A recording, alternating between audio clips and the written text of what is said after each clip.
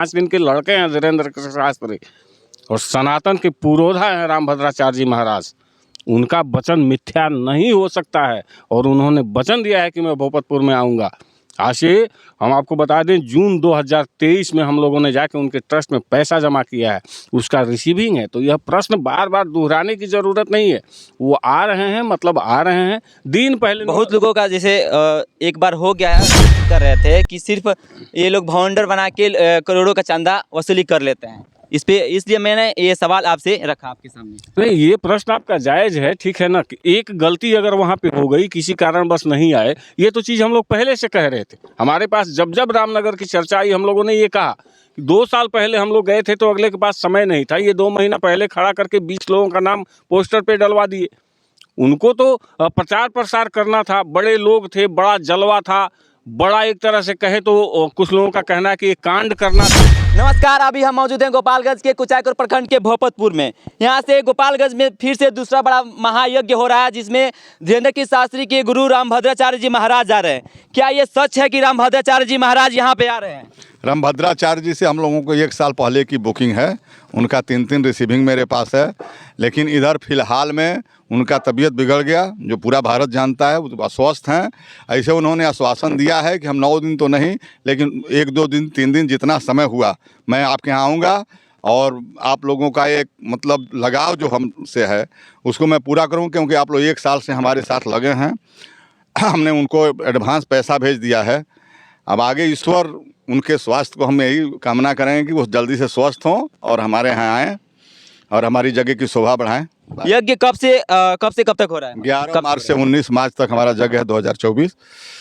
सच में आ रहे हैं कि सिर्फ झूठ का ये भावंडर बनाया जा रहा है? ऐसा है कि झूठ और सच की बात नहीं। गोपालगंज में एक बार यज्ञ हुआ जिसमें धीरेन्द्र कृष्ण शास्त्री का आना था, लेकिन वो नहीं आया। इस पे क्या कहिएगा? हमारे पास रिसीविंग है भाई, उनका रसीद है, रिसीविंग है और क्या। वहाँ पर भी तो रामनगर में भी यज्ञ हुआ, वहाँ पर भी तो वहाँ का उनका लिस्ट लगा हुआ था कि धीरेन्द्र कृष्ण शास्त्री आएंगे, लेकिन नहीं आए। लिस्ट में और रसीद में अंतर होता है ना। आप प्रूफ किसी चीज़ का मांगेंगे कि क्या प्रूफ है कि आप लोग गए थे। उसका प्रूफ है हमारे पास कि हमने वो रसीद कटवाई थी। उस पर उनका डेट है 11 मार्च से लेके और 19 मार्च तक मैं रहूँगा। हाँ, अब उसके बाद इधर वो अस्वस्थ हो गए, जो 4 दिन के उनका नहीं, अभी फिलहाल वो 4 दिन क्लियर नहीं किए हैं। वो ये बोले हैं कि 2 दिन 3 दिन 4 दिन जो भी सूटेबल हुआ हमारे स्वास्थ्य के अनुसार मैं आऊँगा। लेकिन आएंगे जरूर? आएंगे, हमको आश्वासन दिया है उन्होंने कि हम आएंगे। अभी तो वो अस्वस्थ है फिलहाल। अस्वस्थ तो हैं, ये तो पूरा भारत जानता है। वो छोटे मोटे आदमी नहीं ना है, तो वो अस्वस्थ चल रहे हैं। जगत गुरु हैं, तो उनका तो भाई पूरा भारत जानता है। इसीलिए हम लोग प्रेम भूषण जी का 4 दिन का प्रोग्राम लिया है, जो 12 से लेकर 15 तक रहेंगे। प्रेम मूर्ति प्रेम भूषण जी महाराज। आपका क्या नाम हुआ? मेरा नाम धनंजय चौबे है, और इस जगह कमेटी में मैं भी एक कार्यकर्ता हूँ। कार्यकर्ता है ये? सच में आ रहे हैं रामभद्राचार्य जी महाराज? देखिए, इस प्रश्न को असमंजस में आप लोग मत डालिए, और रामनगर से तुलना करके बार बार वही चीज़ रिपीट होगी ऐसी कोई भावना मत रखिए। मीडिया वाले और लोग भी आए थे। धीरेन्द्र कृष्ण शास्त्री के गुरु रामभद्राचार्य जी हैं, इस तरह की बातें भी आप लोग मीडिया में मत करिए। वो जगत गुरु हैं। रामभद्राचार्य जी से धीरेन्द्र कृष्ण शास्त्री की पहचान है। ये 5 दिन के लड़के हैं धीरेन्द्र कृष्ण शास्त्री, और सनातन के पुरोधा हैं रामभद्राचार्य जी महाराज। उनका वचन मिथ्या नहीं हो सकता है, और उन्होंने वचन दिया है कि मैं भोपतपुर में आऊँगा। आज से हम आपको बता दें, जून 2023 में हम लोगों ने जाके उनके ट्रस्ट में पैसा जमा किया है, उसका रिसीविंग है। तो यह प्रश्न बार बार दोहराने की ज़रूरत नहीं है। वो आ रहे हैं, मतलब आ रहे हैं। दिन पहले बहुत लोगों का जैसे एक बार हो गया है रामनगर में, बहुत लोग कमेंट कर रहे थे कि सिर्फ ये लोग भावंडर बना के करोड़ों का चंदा वसूली कर लेते हैं। इसलिए मैंने ये सवाल आपसे रखा आपके सामने। नहीं, ये प्रश्न आपका जायज़ है, ठीक है ना। कि एक गलती अगर वहाँ पे हो गई, किसी कारणवश नहीं आए, ये तो चीज़ हम लोग पहले से कह रहे थे। हमारे पास जब जब रामनगर की चर्चा आई, हम लोगों ने ये कहा कि 2 साल पहले हम लोग गए थे तो अगले के पास समय नहीं था। ये 2 महीना पहले खड़ा करके 20 लोगों का नाम पोस्टर पे डलवा दिए। उनको तो प्रचार प्रसार करना था, बड़े लोग थे, बड़ा जलवा था, बड़ा एक तरह से कहे तो कुछ लोगों का कहना है कि ये कांड करना था। कांड हो गया बस, तो वहाँ तो कांड की व्यवस्था थी। बाकी उसके साथ तुलनात्मक हम लोगों का कुछ भी जो है ऐसी व्यवस्था नहीं है। हम अपने व्यवस्था में, हम लोगों को जैसे ही पता चला वो अस्वस्थ हैं, आपको भी पता चला, तो उसके बैकअप के लिए तुरंत हमने प्रेम मूर्ति प्रेम भूषण जी महाराज जैसे कथावाचक का यहाँ पे प्रोग्राम आयोजित किया, उसको कंफर्म कर लिया है।